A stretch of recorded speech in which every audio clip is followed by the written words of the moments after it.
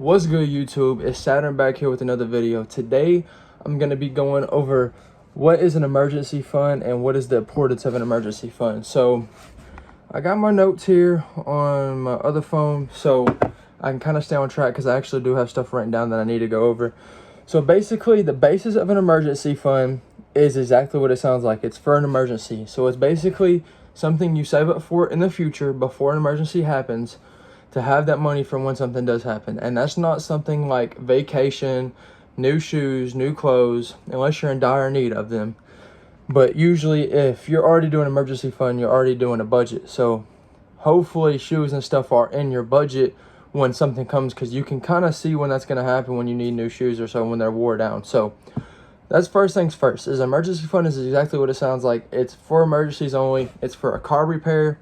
If you need to get towed home and you ain't got no money, and you know, it's an emergency fund, something like that. You can use your emergency fund for something along those lines. Getting home, if your car breaks down and you're out of state or whatever, you can use this fund to get you back home. You can use this fund to pay bills if you're short. You can use this fund for literally anything. It's basically just a savings, except you're putting a title on it, so you have that mental note that you cannot touch it until an emergency happens. So the overall thing of an emergency fund, everybody says 3 to 6 months of your expenses. That's the needs of your house.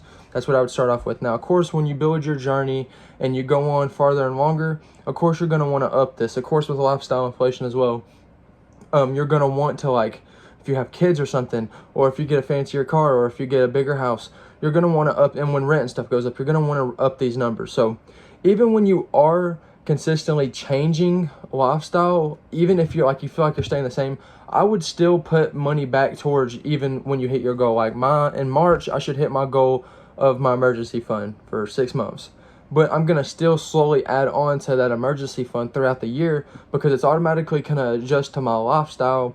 It's automatically gonna adjust to anything, and it's also good just to have money in it, but not putting enough money in it to where I'm not making, when I can put that into stocks or something and get more money out of it. So also balance it. Don't put all your money into emergency fund. Even if you have like a 6 month, you're like, oh, I want to get a year.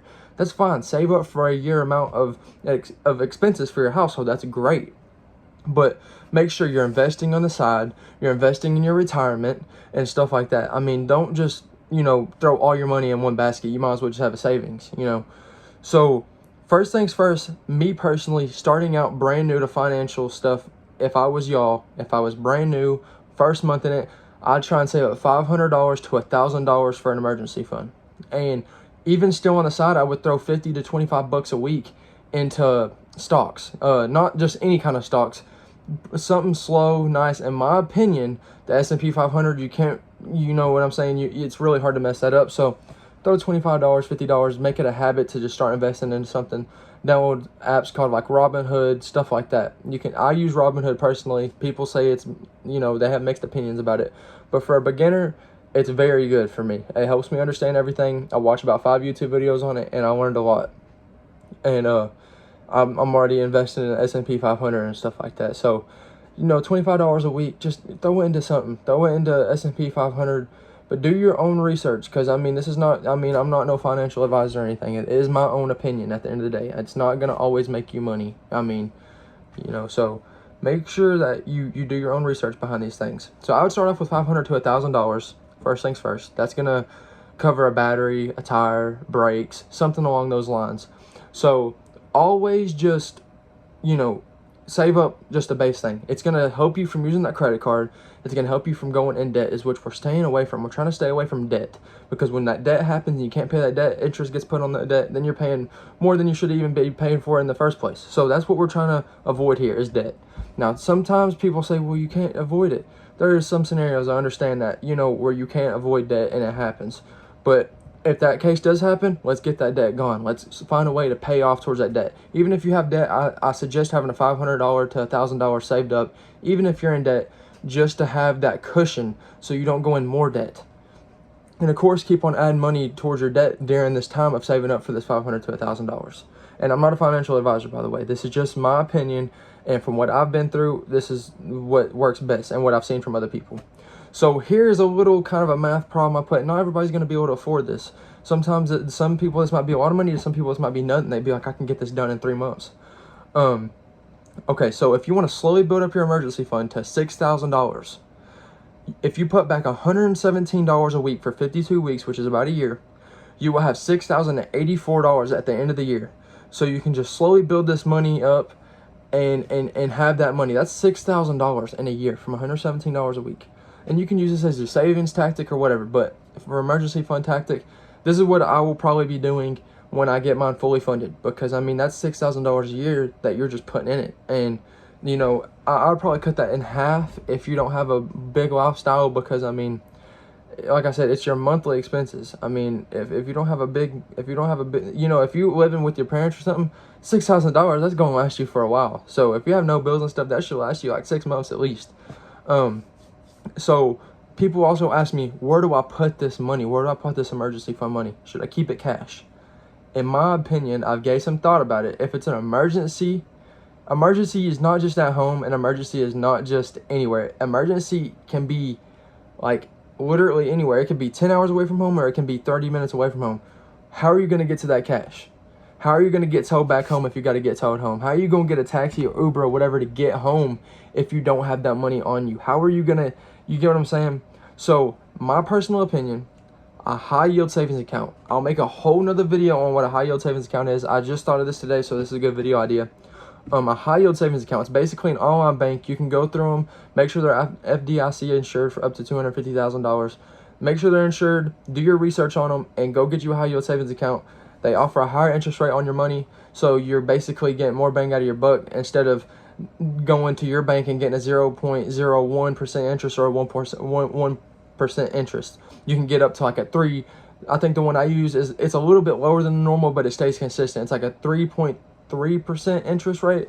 It's not the highest, but it's higher than a normal bank. So and sometimes some of y'all's normal banks that have them too, but just make sure about the fees and the limit. The one I use Ally Banking. It doesn't have a limit, it doesn't have no fees. I use it, I love it, and that's what I put my money in. But of course, do your own thing, do your own research. There's better, there's like SoFi and them out there, or however you say it.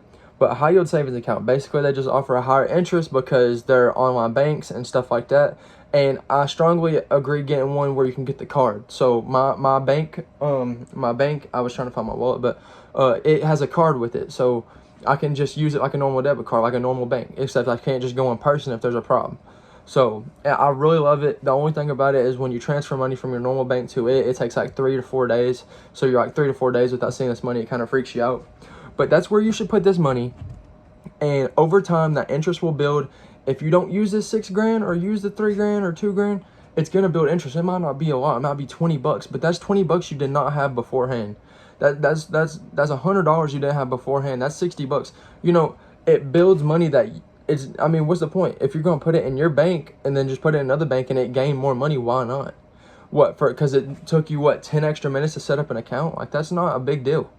I mean, do it and it'll gain interest on it, and it'll keep building itself up. And the more it builds, the more it builds and builds and builds. Who knows? You might be getting $300-400 a year off that money eventually.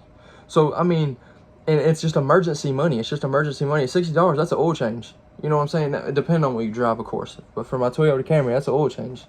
That's almost 2 of them. But like I said, guys, go out here and do this. And this is a short little video, like I said. And like I said, go out there and do this. You want, when you're building your finances, you don't want to just be like, I got $3,000 saved up. That's not, yes, that's great. That's very great. But that needs to be $3,000 in an emergency fund, because you need to have a foundation. Because as soon as an emergency comes up, you don't have $3,000 saved up no more. You got 0 if it's a $3,000 emergency. If it's transmission, it's gone. So that's what I'm saying. Have an emergency fund. And don't even think about that money. When somebody asks you how much money you got saved up and you got $6,000 in an emergency fund, you got $0 saved up. Be like, I ain't got nothing saved up. No, I'm working on it though, because you don't have $6,000 saved up. That's $6,000 for an emergency. You know, that's $6,000 to keep you out of debt. That's just money. That's just what your foundation is. That's not your wealth. Like, you got to build them walls, them doors, and the roof, and you got to build all that on top of that. That's just your safety net. So if you fall off the ladder, you got something to catch you. You know what I'm saying? That's just like, if your walls get blew down because something happens, you still got that foundation to build off of. If a stock don't go right and you lose a lot of money, you still got that $6,000. No matter what, you got $6,000. Or I'm saying $6,000 because that's like what I would do for a starting emergency fund.